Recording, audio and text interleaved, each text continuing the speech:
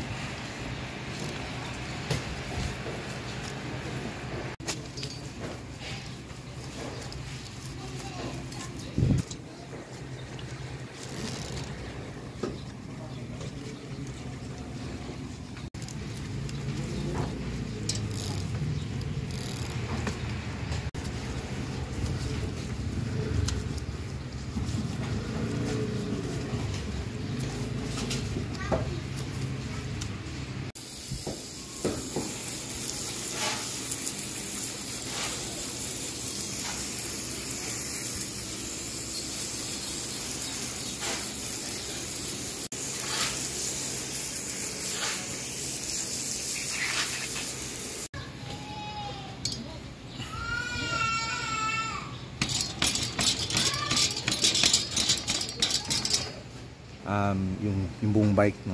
So I oil the bike after kasi, so re-greasing, not actually re-greasing but top up ng oil. So I use this foam cleaner para malinis din siya, squeaky clean, and then I put oil. So ino-oilan ko lahat, even yung dulo ng mga screws or bolts, nilalagyan ko ng langis to prevent lang yung, well, magkaroon lang siya ng coating to prevent yung corrosion, of course rust, no? Kasi these are made of steel. Pero ito kasi matagal na natambak. But again, this is for sale. So negotiable naman yung price. I'll put the price in the comments below. So yan, tapos na tayo.